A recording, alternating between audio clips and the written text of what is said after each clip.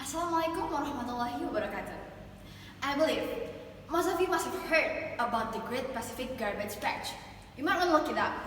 It's a collection of marine debris in North Pacific Ocean. It covers an estimated surface area of 1.6 million square kilometers. And the seafloor beneath the Great Pacific Garbage Patch may also be an underwater heap of trash. So, oceanographers and ecologists recently discovered that about 70% of marine debris actually sinks to the bottom of the ocean. And yes, this is a serious matter. Ladies and gentlemen, this irony is the reason why I'm standing here deliberating in a speech under the title, Our Responsibility on Plastic Problem.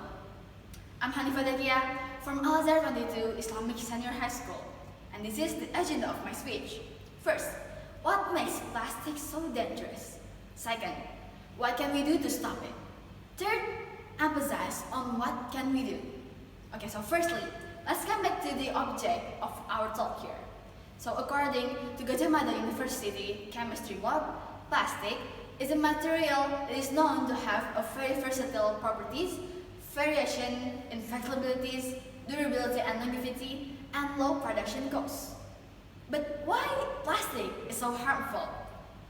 So because plastic is a material that is hard to decompose, in order to decompose something, it must breathe in soil, where bacteria can break it down. And it's nearly impossible for bacteria to break them down. And why of all those examples I gave you, it's mostly about the ocean? Well, because basically it's our final dump, and no one formally responsible for it. The chain ends there, and the material that we use on our daily basis, it has no cycle. Now let me mention the time it takes to degrade these products we regularly use. Plastic bottles, 100 to 1000 years. Plastic bag, 500 years. And styrofoam, 80 to 1000 years. That's the red and black plastic we use to bring our groceries. Chips package we ate while watching movies. So can you imagine? Can you imagine the amount of plastic we've been collecting throughout our life? Or let's decrease the scale here. To this week, how many plastic have you used this week? They did degrade on the dump site. They pile and pile and piles.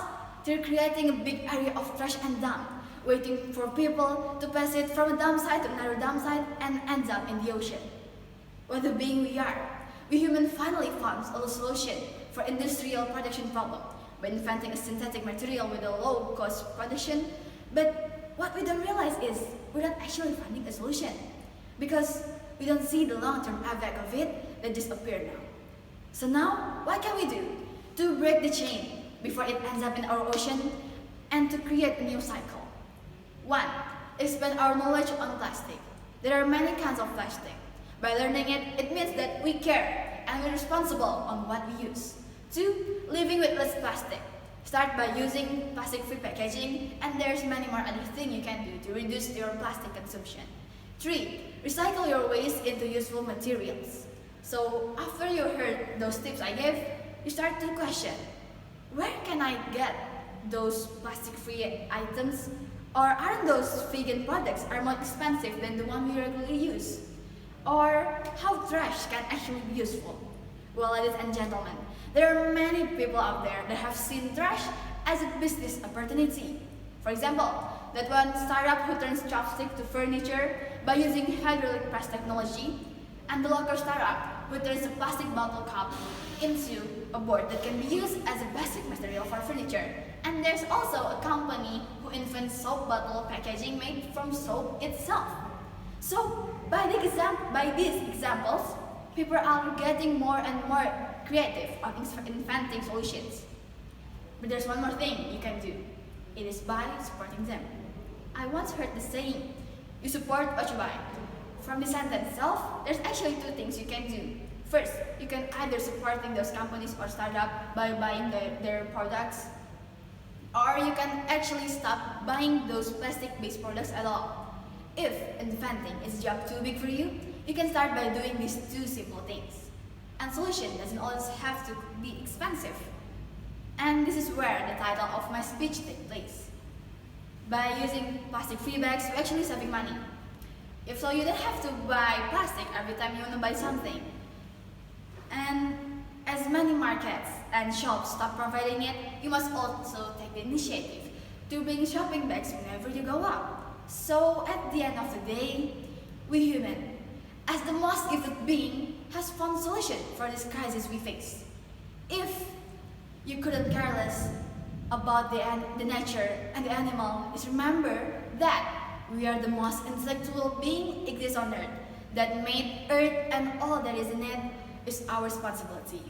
Human evolve. When we find something is not suitable for us, we find another way. We can never stop finding solutions for these problems. Now, it's up to you. For you to just move on from my speech, or will you actually bringing this movement to life? Just remember my words and push yourself to stop looking for instant profit and start moving for the greatest good for all of us and this earth. Solutions are served for those who wants to see it. Thank you. That's all from me. I'm Hanifah Dzakiya. Assalamualaikum warahmatullahi wabarakatuh.